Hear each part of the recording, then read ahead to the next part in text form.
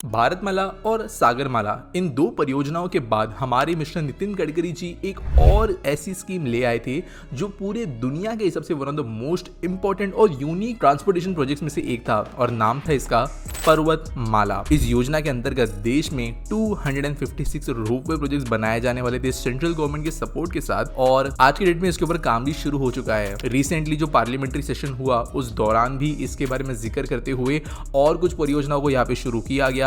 लेकिन ये है क्या, क्यों पर्वतमाला जैसी परियोजना भारत में एग्जीक्यूट की जा रही है, एट द सेम टाइम जरूरत क्या पड़ी ऐसे परियोजना को बनाने की, आज हम यही समझेंगे। सबसे पहले कुछ दिक्कतें जो इंडिया स्पेसिफिक है वो समझना हमें जरूरी है इस प्रोजेक्ट के नीड को समझने के लिए। तो यहाँ पर पहली दिक्कत समझते हैं जियोग्राफी की। हमारे देश के अंदर नॉर्थ रीजन की बात करें जो हिमालय के पास है और नॉर्थ ईस्ट की बात करें तो ये डिफिकल्ट टेरेन में आने वाले रीजन है। पहाड़, नदियां, बर्फ, ये एरियाज जो है काफी ज्यादा यहाँ पर देखने मिलते हैं। अगर हम हिमालय के अंदर घुस ना जाए फिर भी थोड़ा नीचे भी अगर हम देखें तो भी बहुत ज्यादा आपको टेरेन जो है डिफिकल्ट नजर आएगा। उत्तराखंड, हिमाचल प्रदेश, उत्तर प्रदेश, नॉर्थ ईस्ट के स्टेट जो है वहां पे सारे जगहों पे ये दिक्कतें देखने मिलती है। लेकिन यहाँ पर इन टेरेन्स के अंदर भी बड़े बड़े सिटीज एंड टाउन्स एग्जिस्ट करते हैं और क्योंकि यहाँ पे टाउन्स एंड सिटीज है तो उनमें आबादी है तो यहाँ पर पब्लिक ट्रांसपोर्टेशन की जरूरत है। अब टेरेन डिफिकल्ट होने की वजह से यहाँ पर रोड्स, रेलवेज या दूसरे तरीके के ट्रांजिट सिस्टम्स बनाना डिफिकल्ट होता है क्योंकि ऑब्वियसली यहाँ पे इनको बनाने के लिए जगह चाहिए, बहुत ज्यादा अर्थ मूविंग की जरूरत पड़ेगी।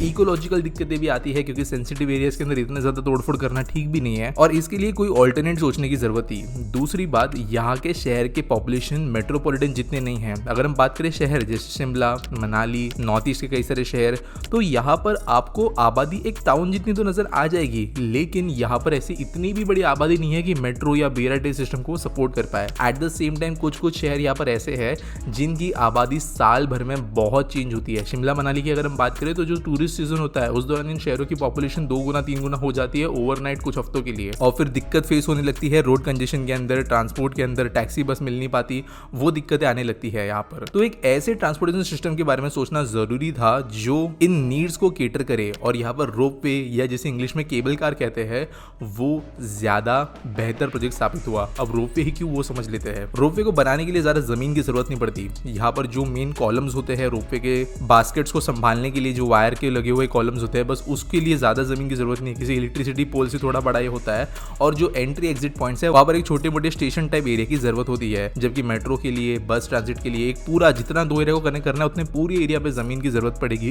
At the same time ropeway के लिए छोटे छोटे पैचेस की जरूरत पड़ती है। साथ साथ इसे बनाना कंपैरेटिवली सस्ता होता है। अब ऐसा भी कह सकते हैं कि जो रोपवे प्रोजेक्ट्स होते हैं यहाँ पर मोस्ट ऑफ द पार्ट्स वो बाहर से बन के आते हैं। जो बास्केट्स होती है, जो केबल्स होते हैं, जो ये खंबे होते हैं वो सब बाहर से बन के आते हैं। फाउंडेशन के ऊपर इनको इंस्टॉल कर दिया जाता है जिसके बाद में बस बेसिकली करना ही होता है कि प्री फैब्रिकेटेड पार्ट्स को लाकर बने हुए फाउंडेशन के ऊपर इंस्टॉल करना होता है, जिसकी वजह से ये फास्ट भी है बनाने में और इतना खर्च नहीं आता है कंपेयर टू दूसरे ट्रांसपोर्ट मीडियम। साथ साथ क्योंकि यहाँ पर जो टूरिस्ट फुटफॉल होता है, साथ साथ जो नंबर ऑफ कम्यूटर्स है वो वैसे भी कम और अनप्रेडिक्टेबल होते हैं, तो रोपवेज को उसके हिसाब से ढालना बहुत ईजी है। अगर एक मेट्रो सिस्टम बना है जिसके अंदर 6 कोचेस है तो वो छुट्टियों के सीजन में तो बहुत अच्छे से चल जाएगी किसी शहर के अंदर जो टूरिस्ट डेस्टिनेशन है, लेकिन बाद में होगा ये कि ऑफ सीजन के अंदर उनका इस्तेमाल होगा नहीं, वो अनफीजिबल बन जाएगी। At the same time ropeway के अंदर कितनी कार्स हर घंटे में चक्कर लगाती है ये कंट्रोल किया जा सकता है, बिजली उसी सबसे बचाई जा सकती है। ज्यादा लोग हैं, ज्यादा कार चलाई जाए, obviously initial cost and backup cost तो यहाँ पर होगा, लेकिन फिर भी वो मेट्रो या पूरे के पूरे रोड से बेहतर निकल कर आता है। इकोलॉजिकल इफेक्ट भी रोपवेज का कम होता है क्योंकि जैसे मैंने कहा जमीन कम इस्तेमाल हो रही है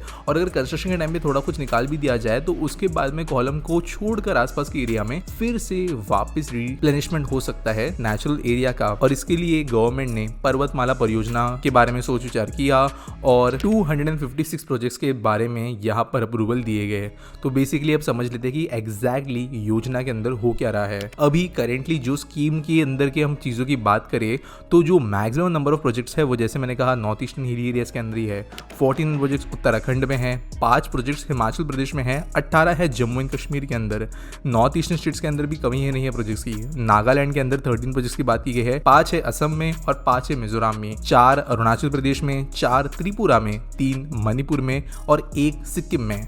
लेकिन ये प्रोजेक्ट का सिर्फ scope north and north east को नहीं रखा गया है, लेकिन कहीं पर अगर जरूरत है ऐसे रीजन्स के अंदर कनेक्टिविटी की तो दूसरे स्टेट्स को भी यहाँ पर चांस दिया गया है अपने बिड सामने रखने के लिए। आंध्र प्रदेश ने 26 प्रोजेक्ट्स की बिड रखी है, केरला ने 24, तमिलनाडु ने 22, कर्नाटका ने 15, जबकि महाराष्ट्र ने 20, मध्य प्रदेश ने 17, गुजरात ने 11, यूपी में 8, पंजाब में 5 और हरियाणा में 1 प्रोजेक्ट ये है। इसके अलावा अगर बात करें तो वैसे बिहार, राजस्थान, छत्तीसगढ़, उड़ीसा, तेलंगाना इन्होंने एक भी बिड सामने रखी नहीं है अपने स्टेट्स में रोपवे बनाने के लिए। और करेंटली हम बात करें तो उत्तराखंड के अंदर सोनप्रयाग से लेके गौरीकुंड, केदारनाथ, गोविंद घाट से लेकर घांगरिया, हेमकुंड साहिब इनके ऊपर काम ऑलरेडी शुरू हो चुका है, जिसके लिए पैसे भी मिल चुके हैं। वाराणसी कंटोनमेंट रेलवे स्टेशन से लेके गोड़ोवलिया चौक यूपी के अंदर भी काम शुरू हो चुका है। उज्जैन जंक्शन रेलवे स्टेशन से महाकालेश्वर टेम्पल के लिए भी रोपवे काम शुरू हो चुका है, जबकि नेचर पार्क से लेके बिजली महादेव टेम्पल कुल्लू में भी काम शुरू हो चुका है। 4000 करोड़ रुपए इसके लिए अप्रूव हो चुके हैं। और basically project hybrid annuity model पर बन रहे हैं, जहां पर अपफ्रंट कंस्ट्रक्शन कॉस्ट कंपनी पे करेगी, प्राइवेट जो भी होगी वो, और बाद में रेवेन्यू के अंदर शेयरिंग के लिए चीजें रखी जाएगी। अगर बात करें किस तरीके से प्रोजेक्ट इंप्लीमेंट हो रहे हैं,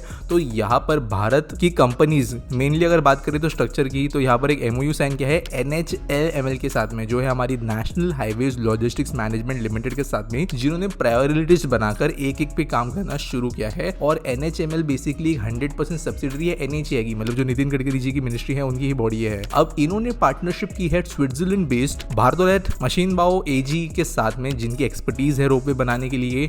और इस प्रोजेक्ट के अंतर्गत वाराणसी के अंदर देश की पहली अर्बन रोपवे बनेगी। बेसिकली बहुत ज्यादा कंजेस्टेड एरियाज वाराणसी के अंदर जो है वो डिस्टेंस से सिर्फ 17 मिनट में कवर कर पाएगी, जबकि आज के डेट में घंटों भी लग सकते हैं। साथ साथ कहा गया है कि जो गौरीकुंड उत्तराखंड वाला है रोपवे प्रोजेक्ट, उनके लिए जो वर्क टेंडर्स के लिए बिड्स होगी वो इनवाइट जल्दी की जाएगी, और उनके ऊपर भी ग्राउंड कंस्ट्रक्शन जल्द ही शुरू होते हुए नजर आएगा। पर्वतमाला परियोजना बनने के बाद में भारत के अंदर हमें एक ऐसी चेंज नजर आएगी in terms of urban development जो पहले देखी नहीं गई है। कई एरियाज ऐसे होते हैं जहां पर बहुत वियर्ड डेंसिटी ऑफ पॉपुलेशन होती है, कनेक्टिविटी एरियाज के बीच में जियोग्राफिकली डिफिकल्ट होती है, लेकिन डिमांड होती है, और वहां पर ये परियोजना काम आएगी।